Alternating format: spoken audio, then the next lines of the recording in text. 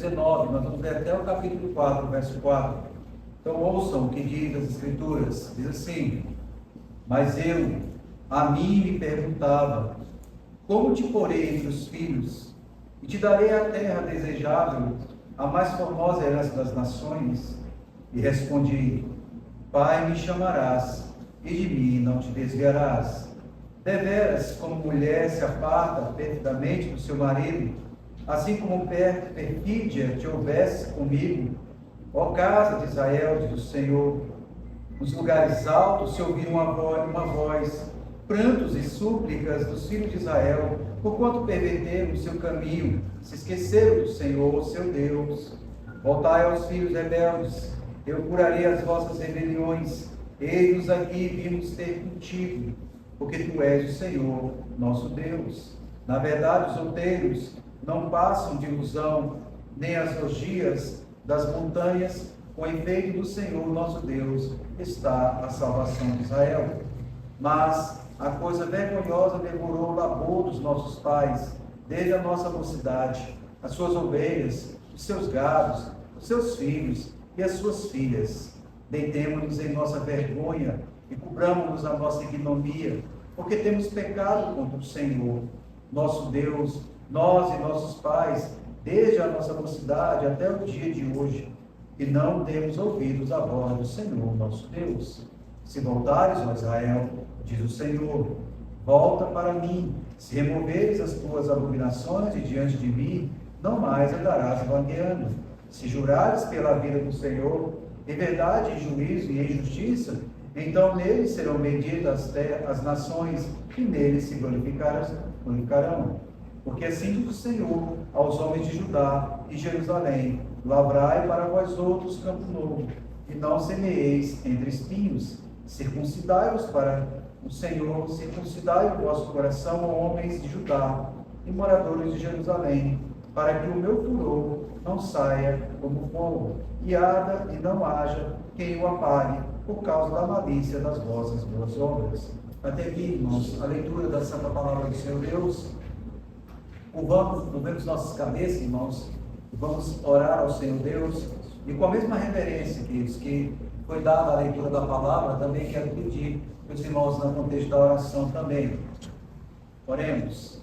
Pai Celestial, ajuda-nos, ó Deus, a compreender a Tua santa e inerrante palavra. Dá-nos ouvidos atentos, Senhor, olhos abertos, corações sensíveis para ouvir a voz do Senhor. Rogamos que o Teu Espírito, ó Deus, nos conduza em arrependimento verdadeiro, e que no nome do Senhor Jesus Cristo sejamos conquistados e pastoreados. Assim oramos por meio de Cristo. Amém. Amém. Queridos, talvez você já tenha ouvido essa seguinte frase que vou dizer nesta noite. Talvez os filhos aqui já devem ter ouvido, as crianças, os adolescentes, jovens, adultos, e os pais também já ouviram de seus pais a seguinte frase: ô menino de coração duro, quando é que vai aprender? Talvez você disse até essa semana para alguém, né? Como pode, né? Principalmente quando tem conflito entre os casais ou os pais exaltando os filhos, no momento da sua indignação pelo erro ou por alguma coisa que fugiu do controle, a gente diz assim: quando é que você vai aprender, coração duro? Às vezes a gente até escuta das ovelhas compartilhando as suas dores e diz assim: pastor, o senhor não sabe, ô menino de coração duro, como é que pode ser tão duro de coração desse jeito? Você já ouviu essa frase? Ou você já disse? Irmãos, essas frases a gente ouve e nesta noite também vamos ouvir isso. A diferença é que nessa frase, o que nós vamos ouvir do Senhor também é uma outra palavra que para nós é maravilhosa demais. É o caminho da volta. Então, nesta noite eu quero pensar nisso. É o coração endurecido e o caminho da volta. Nós sabemos, irmãos, que o caminho de um coração endurecido para voltar ao Senhor passa por dois aspectos importantes. Primeiro, é reconhecer que é pecador e que precisa do Senhor. E a segunda coisa é, nesse contexto de reconhecer que é pecador, se curvar diante do Senhor em submissão, esperando o gracioso amor do Senhor Deus, o Pai. Então, eu quero começar esta noite fazendo algumas perguntas que surgem à mente a partir disso. De certo, se você ouvisse essa pergunta nesta noite, como é que você responderia? Qual é a diferença entre um cristão e um não cristão? Será que você responderia assim: ah, pastor, é porque o cristão ele não peca e o não cristão ele peca? Se você pensou assim, você já pensou errado. Isso é uma heresia, porque tanto cristão ou não cristão, eles pecam. O que nós esperaríamos de uma pessoa não cristã é que ela pecasse menos e ela buscasse mais a graça de Deus para exercer em sua vida um freio, um poder santificador. A verdadeira diferença, queridos, nessa pergunta, essa verdadeira diferença é que os pecados dos crentes cometidos, eles são perdoados pelo sangue do Filho do Senhor nosso Deus. Ele que morreu na cruz para nos salvar e nos perdoar do pecado. Sim, mas Ele nos perdoa e tem um princípio. É necessário que haja arrependimento, porque sem arrependimento não há salvação. É por isso que João Batista e o Senhor Jesus, quando eles estão pregando no início de seus ministérios, a frase que nós escutamos dos lábios deles são essa: arrependei-vos porque está próximo o reino dos céus.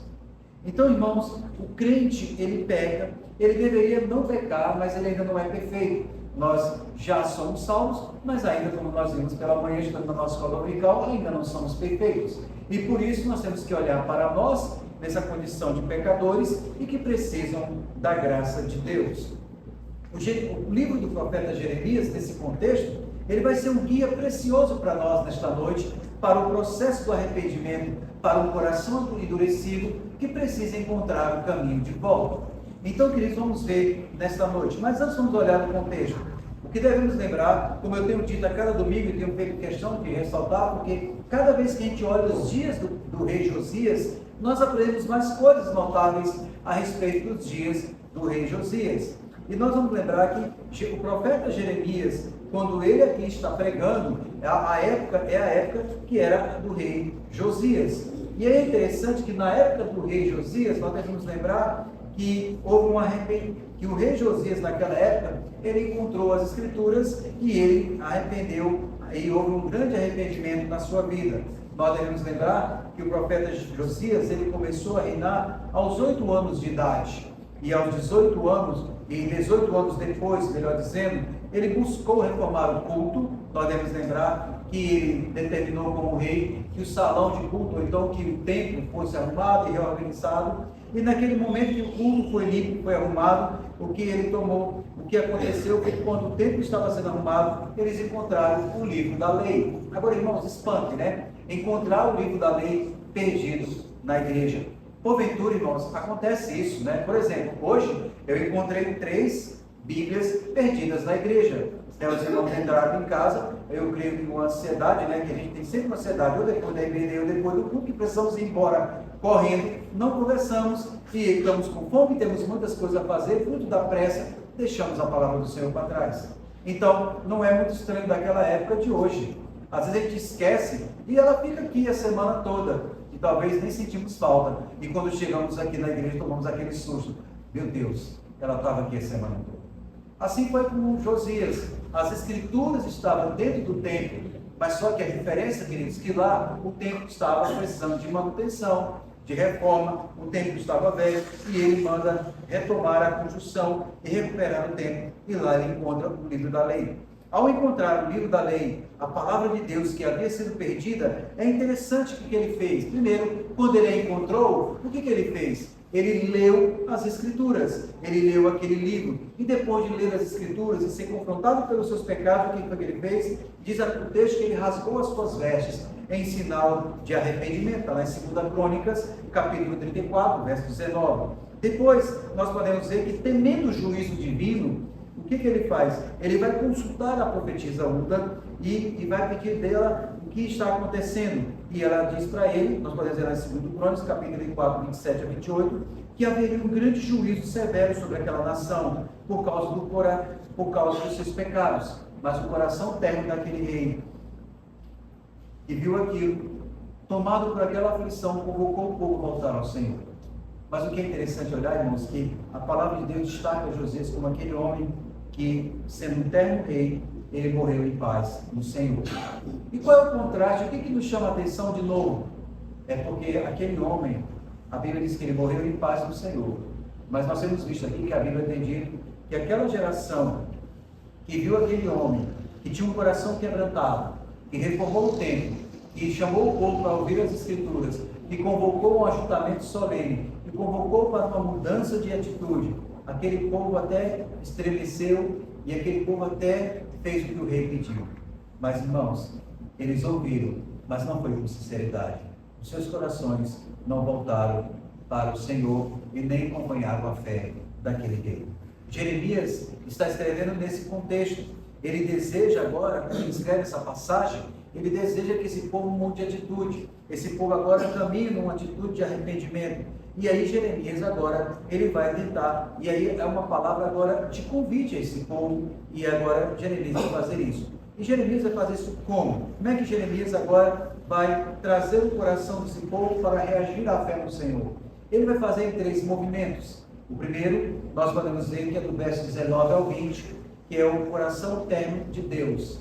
Nós vamos verificar e ver o coração do Senhor Deus, se assim pudermos assim falar, na atitude do Senhor Deus nessa narrativa, no verso 19 e no verso 20. Depois nós vamos ver o caminho da volta, verso 21 ao verso 25. E por fim nós vamos ver o coração arrependido que Deus se agrada em receber, do verso 1 até o verso 4 do capítulo 4. Repetindo, o coração terno de Deus, 19 ao 20, o caminho de volta para Ele, verso 21 ao 25, e o caminho e o coração arrependido que Deus se agrada em receber, no capítulo 4, verso 1 ao 4. Então vamos lá ver nesta noite esse primeiro movimento que o Senhor Deus faz para nós como pastoreio nas Escrituras. No capítulo 3, do verso 19 ao verso 20, nós lemos assim: mas eu a mim me perguntava, como te porei entre os filhos, e te darei a terra desejável, a mais formosa herança das nações. Queridos, o que nós devemos lembrar, que ao lerem, nós temos que lembrar, voltando para Josias, nós temos que lembrar que isso é importante como informação aqui, que ao ler a lei, Josias percebeu o pecado de Israel, mas também viu a graça de Deus. E aí ele buscou trazer o povo de volta para o Senhor Deus. Então, o que nós encontramos aqui? Nós encontramos aqui agora, irmãos, o Senhor Deus falando de maneira mais terna no seu coração. Aqui ele está falando o quê? O desejo do seu coração. Aqui nós podemos ver o próprio rei agora falando, ou melhor, o próprio Senhor Deus falando por intermédio de Jeremias, o que ele queria. Olha o que ele vai dizer: mas eu a mim me perguntava. E aí Deus vai falar: como te porei entre os filhos, e te darei terra desejável, a mais formosa herança entre as nações. É interessante, irmãos, que Deus aqui, como diz Richard Sibbes, vai dizer: a ternura do coração, ela é produzida pela percepção da ternura do amor de Cristo. Deus começa aqui nesse enunciado, ele vai mostrar a ternura do seu coração, ele vai mostrar o quanto o seu coração é terno e o quanto que ele desejava o que tivesse seus filhos. Havia um desejo de dar uma terra desejável, ele queria tornar a nação formosa entre as nações, e o que ele queria ouvir é que aquela nação chamasse ele de pai e não se desviasse dele. Então, irmãos, vejam o que Deus está dizendo. Deus está mostrando o que ele está sentindo. E, meus irmãos, aqui é um princípio claro, é um princípio que nós podemos ver no Novo Testamento, do amor de Cristo por pecadores que se quebrantam e que têm um coração endurecido. Aqui nós podemos ver o amor de Cristo sendo evidenciado quando o Senhor Deus fala isso. Se nós olharmos em Mateus 11, 28, porventura é a mesma expressão que o próprio Cristo vai falar naquele contexto: vinde a mim os que estáis cansados e sobrecarregados, e eu vos aliviarei. O que Deus está mostrando é a ternura, se pudermos usar, do seu próprio coração, o amor do seu próprio coração. Ele está trazendo a esse povo um desejo que ele tem, uma vontade que ele tem, é de que vê aquele povo que está cansado e sobrecarregado voltando para ele, e ele assim, como ele diz, e aí é tanto que ele vai falar: como eu te porei na terra? Como eu farei isso? E aqui, meus irmãos, essa pergunta que ele faz, ele mostra que há um desejo dele. E aí o que é interessante é que nós percebemos que, ainda que Deus fale isso, ainda que o Senhor Deus o amasse, ainda que o Senhor Deus mostra esse desejo de querer que eles chamem ele de pai e que não se desviem, e ainda que ele os ame, e ainda que o Senhor Deus queira perdoá-los, o coração deles está endurecido. E é interessante olhar que nós já vimos isso no contexto anterior, que esse povo chega a dizer o quê? não, nós não voltaremos, nós já escolhemos. Esse povo diz isso, mas Deus vem de novo e vem dizendo o que para eles? Olha, esse é o Deus que vos chamo. E aí, verso 20, ele vai começar a falar nesse tom. E aqui nós podemos perceber que o próprio Deus vai expressar o quê? Um amor, vai expressar o desejo amoroso de ter o seu povo como filho. Queridos, o desejo de Deus é termos como seus filhos. O desejo do Senhor Deus é dar uma terra agradável e herança e preciosa a seus filhos. É isso que ele está dizendo. Ele está dizendo, olha, como eu te porei na terra? Como eu te farei formosa? Se tu não queres me ouvir, como receberás as coisas se tu não queres me ouvir? Meus irmãos, o coração de Deus, assim olhando, ele deseja o melhor para o seu povo. Se nós olharmos, irmãos, no livro de Êxodo, nós vamos ver isso. O Senhor Deus diz a Moisés, eu vi a aflição do meu povo, eu conheço aqueles que estão nos afligindo, e eu vou libertá-los, e eu vou mandá-los para uma terra que manda leite e mel, como eu fiz a promessa aos patriarcas, aos pais da fé, Abraão, depois Isaac e Jacó. Deus, ele sempre tem essa preocupação. O coração de Deus, ele deseja o bem do seu povo. E é assim, meus queridos, como muitas vezes nós fazemos como pais, nós queremos o bem dos nossos filhos, nós queremos o melhor para eles, nós queremos preparar as coisas para eles, mas ao mesmo cenário aqui, ainda que queiramos dar o melhor possível, ou ainda que Deus manifeste o seu desejo de abençoar, o que Deus mostra para nós aqui é que esse povo não muda de atitude. Mesmo que Deus queira a comunhão, mesmo que Deus queira que o chamemos de Pai, o que nós podemos perceber, queridos, é espantoso, é decepcionante, porque no verso 20 diz, olha, deveras como mulher que se aparta perfidamente do seu marido, assim como perfídia te houvesse comigo, ó casa de Israel. Meus irmãos, ainda que Deus mostre toda a sua ternura, ainda que Ele deseje que seja chamado de Pai, nós podemos perceber que há uma decepção. E aqui, meus irmãos, quando eu falo de decepção, não é porque Deus não percebesse o que ia fazer. A palavra é o que é mais próximo para a gente entender. É como a gente chega para a pessoa que a gente cuida dela, ama dela, trata com respeito, e ela, o que espera dela seria no mínimo um respeito, e ela não dá. Então Deus está fazendo o que? Deus, de uma ternura pastoral, Ele está dizendo, olha o que eu queria para vocês. Mas só que Ele diz que Judá é como uma mulher pérfida, que abandona o marido. Ele diz, assim foi você comigo. Eu estou te amando e você me abandonou. Meus irmãos, o coração de Deus está ferido. E Ele está ferido pela infidelidade do seu povo. Foi assim que Jesus fez em Mateus 23, 37, quando Ele disse, quantas vezes eu quis ajuntar os teus filhos, como a galinha junta os pintinhos debaixo das asas, e tu não quiseste. Aqui também Deus lamenta o endurecimento do coração de Israel.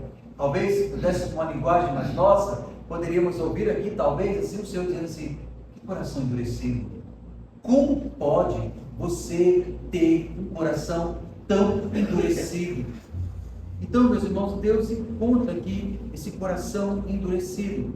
E Ele, que é o próprio Deus, ontem e hoje, Ele vê que esse coração, mesmo sendo esse Deus eterno, olha o que Ele vai dizer, eu estou aberto. É isso que Ele está dizendo, eu estou aberto. É como Cristo dizendo lá no Novo Testamento, vinde a mim, os que estão cansados e sobrecarregados. O Senhor continua oferecendo o seu amor ao coração endurecido. O Senhor continua dizendo para eles que os ama, mas no entanto, o que eles fazem? Eles o traem. Irmãos, isso leva a gente a pensar uma condição perigosa para nós. Porque esse povo continua adorando. Esse povo continua no culto. Esse povo continua fazendo as suas coisas rituais, mas eles não ouvem a voz do Senhor. Ainda que o Senhor chame a atenção, ainda que talvez você diga assim, nossa, que palavra, que perigo, que coisa, Deus falou tanto ao meu coração, mas logo depois você vai fazer a mesma coisa. Deus está dizendo, como eu poderei te pôr nesse lugar, se você continua endurecido e teimoso? Mas em segundo lugar, nós vamos ver que aí Jeremias vai nos mostrando, e ele vai nos traçando um caminho de volta para a casa do Pai.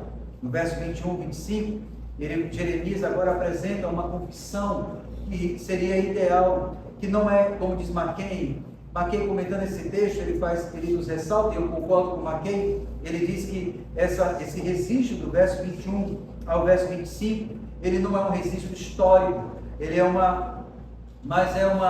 registro pedagógico, onde o Senhor Deus vai mostrar, ainda que esse povo esteja obstinado, qual é o caminho de volta, qual é o caminho de voltar para Deus. E aí é interessante que o profeta vai mostrar que a restauração espiritual, ela começa quando o povo vai reconhecer a ilusão de seus ídolos e volta ao Senhor, o único que pode curar e restaurar. Porque olha o que diz o verso 21. Nos lugares altos se ouviu uma voz, pranto e súplica dos filhos de Israel, porquanto perverteram o seu caminho e se esqueceram do Senhor, o seu Deus. Irmãos, é interessante observar que aqui Deus ele vai fazer o quê? Ele vai mostrar que o caminho para uma restauração de um homem e de uma mulher que tem um coração endurecido é quando ele cai, quando ele reconhece a ilusão da sua idolatria, aí volta para o Senhor. E aqui é interessante que o profeta Jeremias diz que naquele lugar, no lugar alto, Jeremias diz que lá vai se ouvir uma voz. E veja, irmãos, que nesse lugar alto era o lugar onde o povo de Israel poderia estar adorando a Baal, prestando culto a Baal. Só que lá, naquele mesmo lugar, o que nos parece aqui, o texto nos mostrar, é que esse tipo de conduta que é vista aqui agora, que era de adoração a Baal, que era de uma súplica pecaminosa e de idolatria, agora ela muda, ela quebra o cenário. Em vez de ser palavras de blasfêmia, de infidelidade, agora nós podemos perceber, como diz Mackay, é que agora o Senhor Deus, ele coloca nos lábios de Israel a palavra que o povo deveria dizer, caso o fato compreendesse a sua culpa e desejasse voltar. E que palavras eram essas? Olha, nos lugares altos se ouviu uma voz, pranto e súplica. O que é isso? O que Deus está dizendo? O caminho do arrependimento, irmãos, em primeiro lugar, um arrependido ele tem que ver que o caminho que ele está seguindo é um caminho de perdição. Se ele não conseguir ver que o seu caminho é um caminho de perdição, é um caminho vazio, é um deserto, é uma terra árida, e ele não parar, e se ele não perceber isso, ele não volta. Olhando, irmãos, a princípio, parece que esse mesmo tipo de conduta que expressa a infidelidade do povo, mas agora nós podemos olhar que, à luz do texto, nós podemos ver que o profeta Jeremias diz que o lugar que outrora era de idolatria, o lugar que era de deserto, o lugar que não se ouvia a voz do Senhor, que só ouvia gritos pagãos, que só ouvia prantos de súplicas, por causa de uma adoração pecaminosa, agora é um estado de miséria. Então o caminho de volta para o encontro com o Senhor, numa palavra tão terna, misericórdia de Deus, que Ele quer dar a terra e quer abençoar, irmãos, começa em primeiro lugar a ver o quê? Perceber a ruína e a desolação dessa vida que estamos vivendo longe do Senhor. Irmãos, toda vez, ou melhor, quanto mais nós continuamos no pecado, sabendo que está em pecado e no próprio erro, nós estamos caminhando num caminho de ruína, de desolação. Veja, irmãos, Deus está dizendo, olha, eu tenho um amor eterno, mas esse caminho é de desolação, esse caminho vai trazer um resultado, e sabe qual é o resultado? É do abandono do Senhor. Irmãos, os irmãos, quando andam em pecado e abandonam a Deus e começam a viver friamente, queridos, vejam, qual é a primeira desculpa de alguém que está frio e longe de Deus? A igreja não me ama, a igreja não ora por mim, a igreja não se preocupa comigo, a igreja não me visita. Irmãos, quando no contrário, veja bem, não só o Senhor abandona, mas a própria igreja vai continuar num caminho de peregrinação ao encontro do Senhor. E o que você chama de abandono é o seguinte, é que você está ficando a Ele, no deserto, na devassidão, no seu próprio pecado, porque você tem quebrado a aliança. Jeremias, ainda que não descreva um evento histórico, mas um evento, um quadro pedagógico, ele está querendo mostrar para nós a seriedade do que é abandonar a Deus. E queridos, vai mais além. Porque vai chegar um ponto, e aí vem uma questão, filhos, abram os olhos também.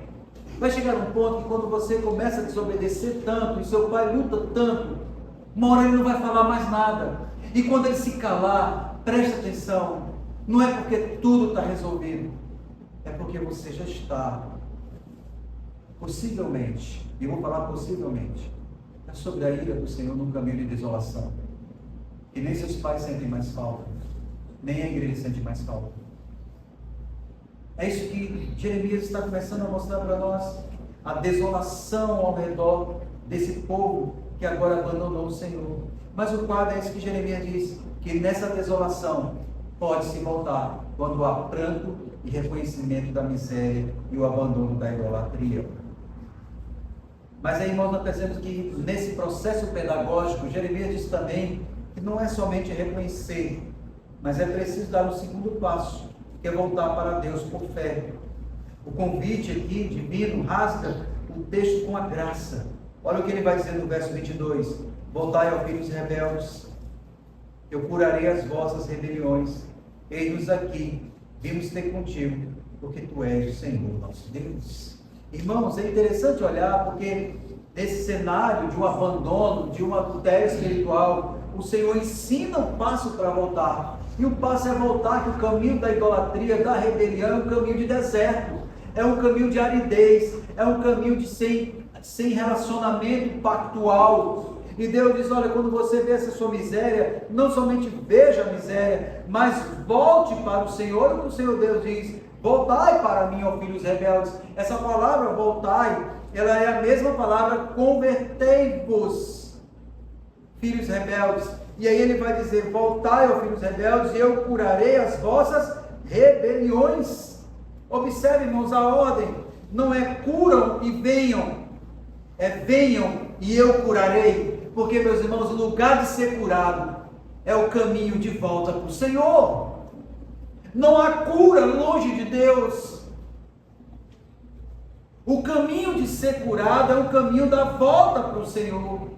Queridos, a graça não é um prêmio para os arrumados, é poder que levanta os caídos. O arrependimento, porém, meus queridos, é mais do que um suspiro. Ele tem conteúdo. O arrependimento é confessar o pecado, a verdade sobre Deus. O arrependimento é vir em estado de humilhação, sabendo quem Deus é. Ainda que a mão dele seja pesada, ela também é graciosa.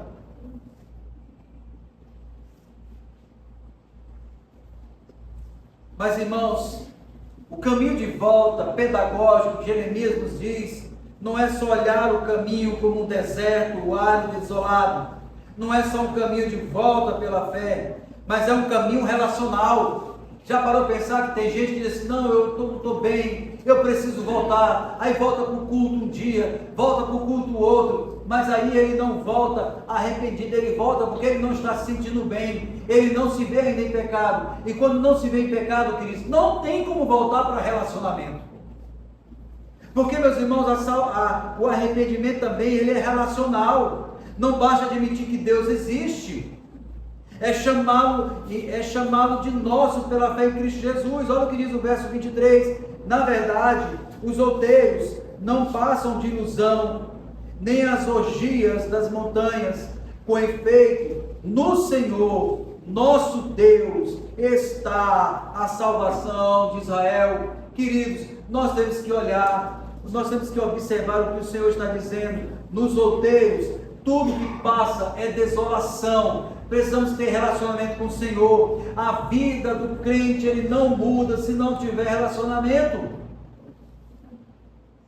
É isso, queridos, é confessar. E a vida de relacionamento, ela implica o quê? É confessar a verdade sobre o pecado.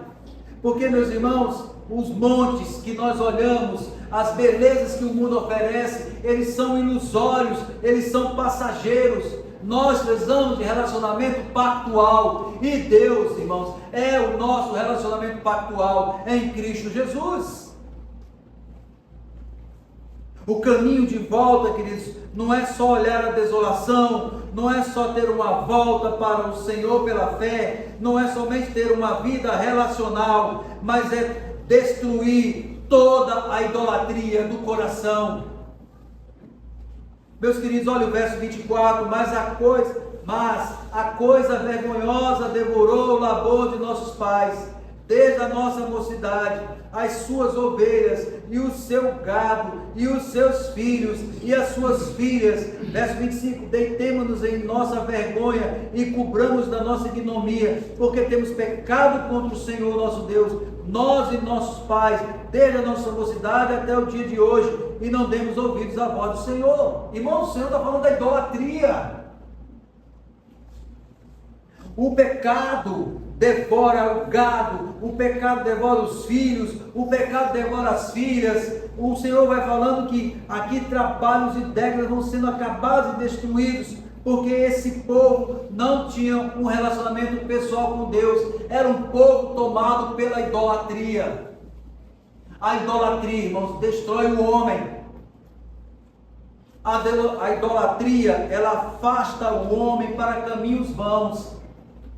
A idolatria leva o homem ao desespero, ao abandono. A idolatria leva o homem a entender que o mundo vai dizer o que no contexto da idolatria? Que pecado não é mal. A Escritura diz sim, que a idolatria é um pecado. Não terás outros deuses diante de mim. Então, irmãos, Jeremias diz, olha, esse Deus que fala que ama, que é eterno, mas esse povo que é tão rebelde, diz, olha, o caminho para voltar é esse. Porque os outeiros, porque os montes trarão desolação. O caminho longe de Deus é um caminho de desolação, é de mentiras, é de fracassos. Volte, converta-se, mude. Porque, meus irmãos, voltar para Deus é ter as nossas rebeliões curadas. Ninguém cura feridas, irmãos, ou rebeliões ou pecados longe do Senhor. Ninguém vai curar pecado, ficar brincando de igreja em igreja, procurando uma que se adequa à minha necessidade. Nós somos uma geração que igreja, ela tem que ter um pacote que se adequa aí, como se fosse supermercado. Irmãos, a igreja não foi feita para se adequar ao desejo do nosso coração. O povo de Deus, que é a igreja dele, foi chamado para adorar a Espírito e verdade. Por isso não pode ter outro Deus além do Senhor. Mas, irmãos, a pergunta que fazemos então é como é o coração? E como então é o coração de um arrependido que Deus aceita? Se Jeremias disse que o caminho é esse, então a pergunta é, como é que é o coração de um arrependido? Porque a pessoa pode voltar, pastor. Ela pode ficar um tempo, mas ela pode continuar nas mídias, postando uma fotografia aqui, outra ali. Pode expor seu corpo, pode colocar, misturar, trazer, às vezes, ficar divulgando coisas que são desnecessárias. Podendo usar o tempo que Deus deu, a graça de Deus para glorificar o seu nome, mas fica pecando. Mas como é que é um coração arrependido? E o texto responde do verso 1 ao 4. E o texto responde, irmãos, com tanta firmeza e ao mesmo tempo com tanta ternura, que só Deus pode fazer isso. A primeira coisa que Deus diz é que nós temos que ter uma sinceridade. Uma sinceridade de coração que é cristocêntrica. Porque olha o capítulo 4, verso 1 diz, se voltares, ó Israel, diz o Senhor, volta para mim. Se nós tirássemos aqui, irmãos, um entre vírgulas, seria o seguinte o texto: se voltares, volta para mim. Entende o que está sendo dito aqui? Não é voltar para sentar no banco da igreja. Não é sentar para depois, com o tempo, buscar um ministério. Aquela área, pastor, dá um ministério para aquele irmão. Quem sabe, ele nos santos acompanhando, ele melhora. Veja o que o texto diz. Se voltares, volta para mim. Eu vou fazer uma mudança aqui da ordem. Se voltares, volta para mim, ó Israel, diz o Senhor. Agora, como o texto diz, se voltares, ó Israel, volta para mim. Irmãos, o primeiro princípio é o caminho de uma volta que agrada o Senhor. O primeiro passa por uma sinceridade que é cristocêntrica. Volta, se voltares, volta para mim. Meus queridos, a volta não é fuga de consequências. Nós não devemos voltar porque só temos medo das consequências, devemos ter, porque a ira de Deus pesa. Mas voltar a Deus significa muito mais do que isso. Significa a colocar a Cristo como centro de todas as coisas em nossa vida. O trono é dele, o poder é dele, a majestade é dele, e ele deve habitar em nossos corações. Jeremias disse: olha, é um caminho de volta para um coração endurecido. Às vezes a gente fala assim: como pode ter um coração tão endurecido? Isso não vai mudar nunca. Mas o Senhor nos constrange e está dizendo o seguinte: há um caminho, e esse caminho, que é do retorno, é um caminho da sinceridade, que é cristocêntrico. Volta, mas volta para quem? Para o Senhor. Não é só voltar para a igreja, não é só voltar para sentar no banco, não é só voltar para ter um ministério, mas é voltar para ter Cristo na centralidade da vida. O segundo caminho que Deus aceita, queridos, nós podemos ver, que é o caminho da ruptura com os ídolos. Olha o que ele vai dizer: se voltares, ó Israel, diz o Senhor, volta para mim. Se removeres as tuas abominações diante de mim, não mais andarás vagueando. Diz que coisa, né? Tira as abominações e não andes vacilante. Todo crente que anda longe do Senhor, ele anda vagueando. Você pode ver, irmãos, que alguns irmãos que um dia estiveram conosco servindo a Cristo, sumiram da igreja e voltam, e vai, e volta, e vai, e volta. Eles estão o quê? Vagueando. Porque eles até lembram que precisam voltar, mas só que eles não querem romper com o seu pecado. Meus queridos, Deus não está pedindo de nós uma vitória total contra o pecado antes de vir. O que Deus está requerendo de nós é um retorno para que Ele remova as nossas abominações. Nós precisamos voltar a Cristo com sinceridade, mas nós temos que ter uma ruptura. Nós temos que chegar, não fazer assim: Senhor, tudo bem, eu voltei. Aí, por exemplo, quando a gente diz assim: olha, você voltou, então você tem que fazer isso. Você tem que ir lá naquela pessoa e pedir perdão. Aí a pessoa: não, eu estou voltando, vai devagar. Peraí, assim também não é tão fácil fazer isso. Não é tão fácil porque está faltando alguma coisa. A sinceridade de atitude.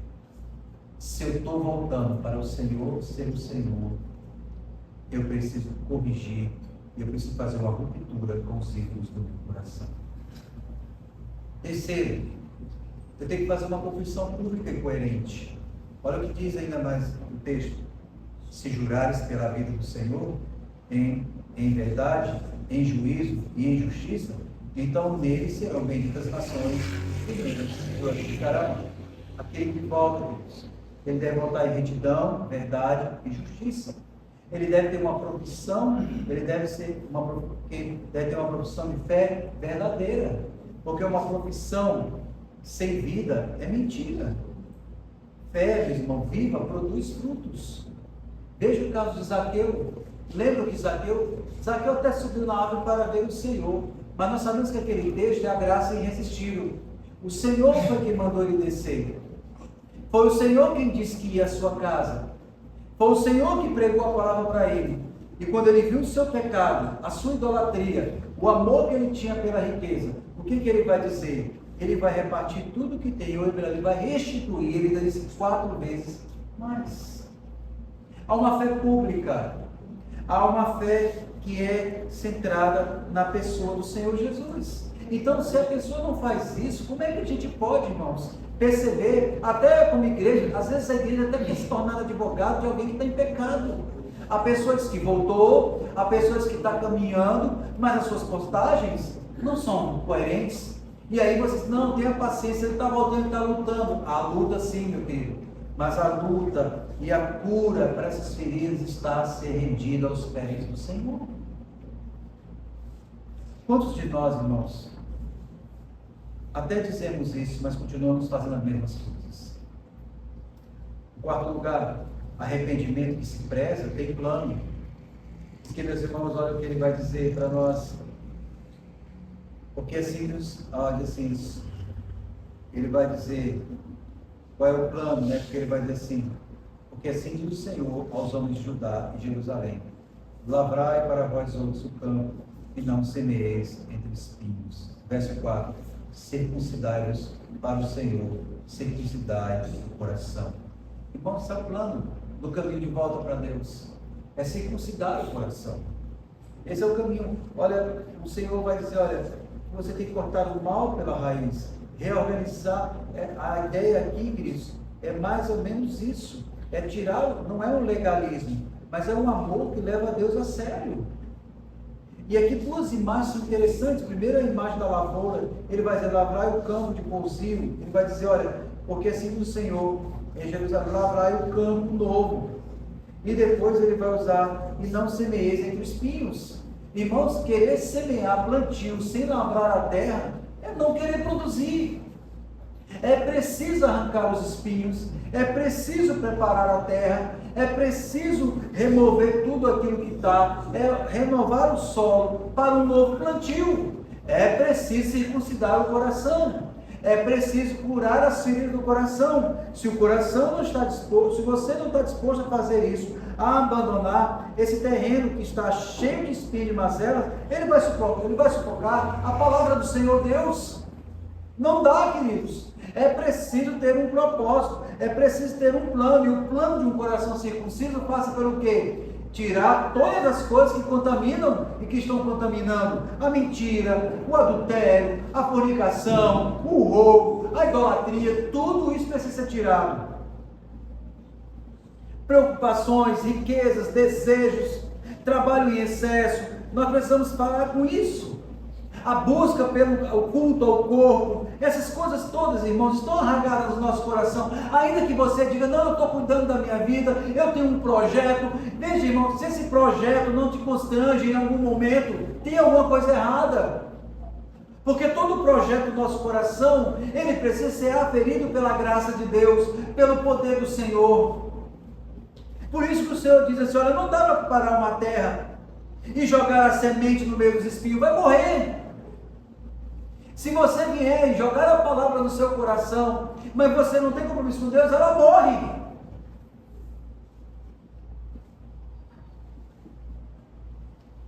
É preciso reorganizar a vida ao redor da palavra de Deus, irmãos. É preciso da escritura, é preciso de oração, é preciso de culto, é preciso mesa do Senhor, é preciso prestação de contas, é preciso hábito de santidade, é preciso reorganização de vida. E aí o Senhor diz que esse processo do arrependimento, ele tem um sinal externo. Em verso 4 ele vai dizer, circuncidai o vosso coração, circuncidai o vosso coração, homens de Judá e moradores de Jerusalém, para que o meu furor não saia como fogo e arda, e não haja quem o apague. Por causa de quê? Da malícia das suas obras. Irmãos, a ver a segunda imagem aqui, o Senhor está dizendo, Deus não pede aparência. O que Deus está pedindo é entrega. O que Deus está dizendo, olha, circuncidai, ele repete de novo, circuncidai para o Senhor o coração. Irmãos, a circuncisão deve ser sempre para o Senhor. E não porque devemos agradar os outros. Nós agradaremos os outros quando nós estivermos agradando o Senhor. E Jeremias diz, olha, volte. E aí depois a gente vê uma palavra solene, que se o coração não tiver circuncidado, a ira do Senhor virá como fogo. Nós sabemos, irmãos, que a linguagem de fogo traz a ideia de juízo. Isso é tão real que o Senhor chama isso de abominação diante de mim. E o Senhor diz que vai andar vagueando por causa do pecado. Meus irmãos, a graça não banaliza a santidade. Nós temos que lembrar disso. A graça de Deus, ela não banaliza a santidade. Fora de Cristo há juízo. Em Cristo, porém, há perdão e vida abundante. Então, irmãos, como é que nós podemos concluir, então, esse sermão nesta noite? Eu penso que nós podemos concluir olhando para o que Cristo disse para nós no Evangelho de Lucas, no capítulo 15. No Evangelho de Lucas, no capítulo 15, nós sabemos que há um cenário interessante. E que cenário é esse? É um cenário onde dois grupos de pessoas se encontram com o Senhor Jesus. Um grupo é de pecadores e publicanos, e o outro é de fariseus e de escribas. O publicano e pecadores vão ao encontro de Cristo para ouvir.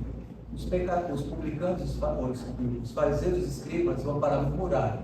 E a murmuração deles é interessante.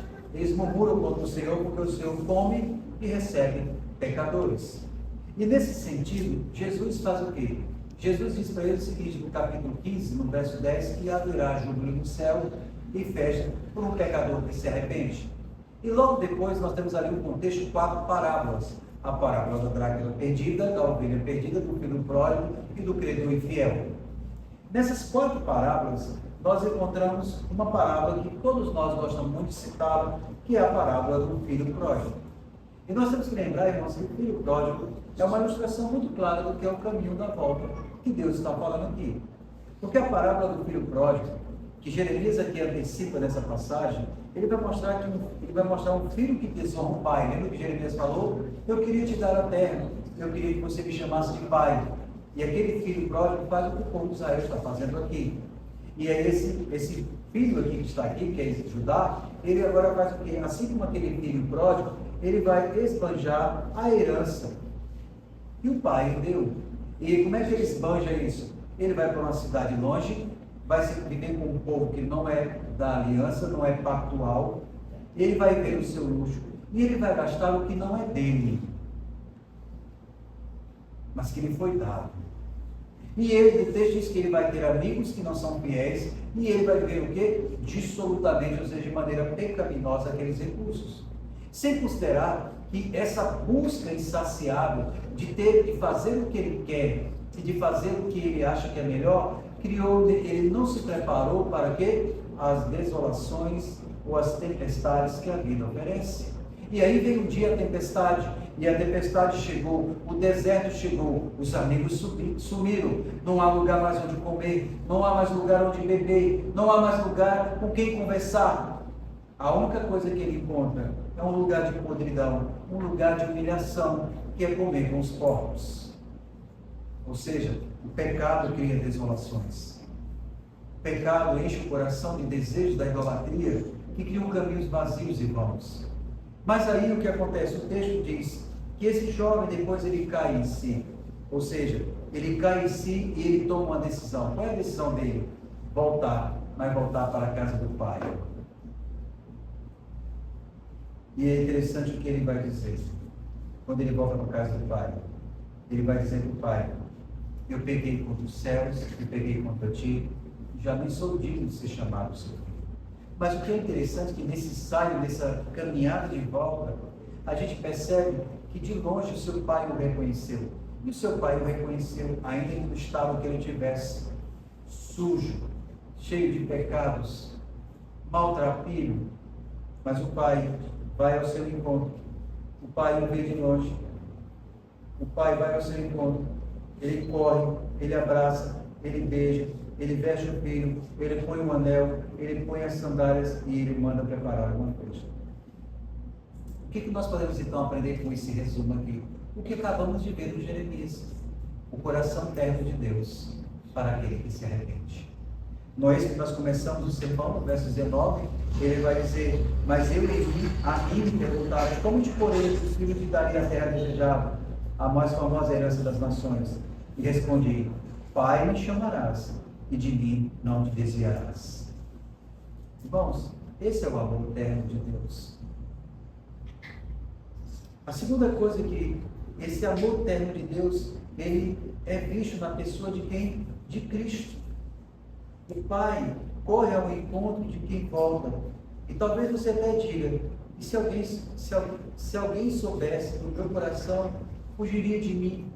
Meus irmãos, se eu pudesse ver o seu coração e você pudesse ver o meu coração, talvez você não acreditaria das coisas que somos capazes de pensar em nosso coração. Mas sabe qual é o ponto aqui? É que o Deus que vê como é o nosso coração, ele ainda diz assim: convertei-vos e voltarem a mim.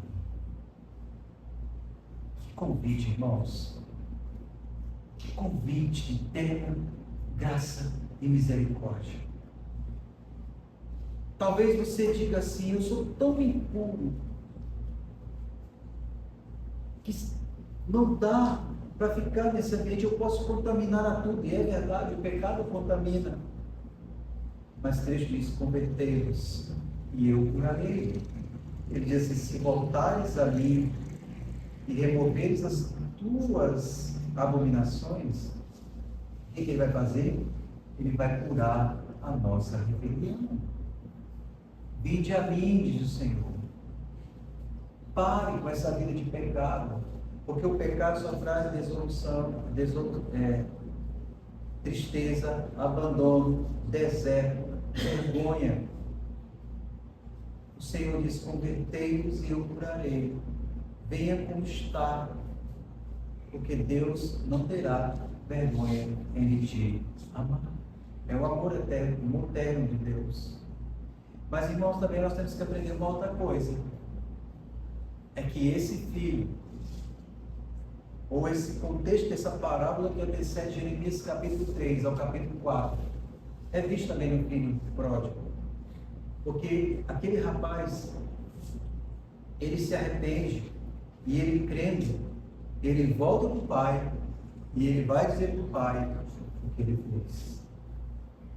Então, o Deus que é eterno, que é amoroso e que corre e abraça e beija, ele também quer de nós o quê?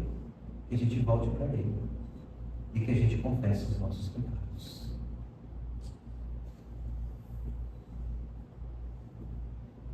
Ele quer que a gente confesse a verdade sobre Deus, quem Deus é. Ele quer que a gente diga quem Ele é. Ele é o nosso Deus, Ele é o nosso Salvador. Ele quer que a gente confesse a verdade sobre o nosso pecado. Ele quer que a gente fale sobre a ilusão que devora a gente. Ele quer que a gente confesse essa verdade, que somos pecadores. Irmão, nós somos de uma geração em que várias correntes humanistas têm dito assim que a gente não precisa dizer para a pessoa que ela está em pecado. Ela só é vítima de uma situação. Ela só está sofrendo um trauma. Nós não podemos dizer que tudo é pecado. Irmãos, as mazelas do homem e do coração do homem é pecado. Você pode não concordar. É uma questão sua com o Senhor Deus. Mas todas as mazelas que ferem a nós mesmos fruto do nosso próprio pecado. Nós temos que voltar para Deus com sinceridade. Nós temos que romper os ciclos do coração. Nós temos que tornar pública a nossa lealdade ao Senhor. E assim assumir um plano de obediência a Cristo. Porque aquele filho voltou com a decisão de que eu vou voltar para o meu pai. Eu vou dizer para ele o que eu fiz. Eu não sou digno de morar na casa dele. Eu só quero um trabalho. Esse é um plano, irmãos. E por fim, irmãos, nós temos que aprender a orar ao Senhor para que Deus circunde o nosso coração. Para que Deus cure as nossas rebeliões. Para que Deus nos ajude a romper os ídolos. Para nos guiar pelo caminho da vereda. Para que a cada manhã Ele nos receba em seus braços, para que a gente possa fazê-lo com alegria e gratidão. Que Deus está dizendo: circuncidai o vosso coração, apague as suas malícias, os seus pecados, e se lembre do meu futuro. Aquele filho que voltou, ele se livrou do furor. Até quando, irmãos, cochearemos entre dois senhores? Ou o Senhor é Deus, ou o Senhor não é Deus. Ou como dizia nos dias de Elias, ou o Senhor é Deus, ou é Baal. Até quando andaremos assim? Até quando escolheremos o dia de adorar, o dia de ler a Bíblia, o dia de orar? Até quando, Pai, seremos coniventes com o pecado de nossos filhos, deixando eles fazerem o que querem? Porque ele não tem jeito. Tem jeito sim, querido. É isso que Deus está dizendo: se voltar, eu curarei. Nós não podemos, como crentes do Senhor, deixar de crer no poder de Deus. Até quando nós ficaremos nesse mundo, uma hora na igreja, cantando e louvando a Deus, depois nas mídias sociais, colocando músicas que não glorificam a Deus, com pornografia, com letras imorais, com autores que defendem a morte, o aborto, o pecado. Até quando, irmãos, vamos pegar os recursos que Deus tem nos dado e usar para bel prazer da nossa carnalidade, da nossa imoralidade? Até quando, irmãos, vamos ficar cocheando entre dois senhores? Até quando vamos ficar vivendo dissolutamente, sem considerar quem é Deus? O Senhor está dizendo, se voltar, volta para mim. Se removeres as contaminações diante de mim, não ficará vagueando. Até quando, irmãos, vamos ficar vagueando entre dois caminhos? Ou o Senhor é Deus, ou Ele não é. Ou somos filhos do Senhor, ou não somos. O teu pecado, o meu pecado, nos achará. Por isso, hoje é tempo de voltar ao Senhor, remendar o caminho e se curvar diante do Senhor, que é eterno e tempo. Que Deus tenha misericórdia de nós.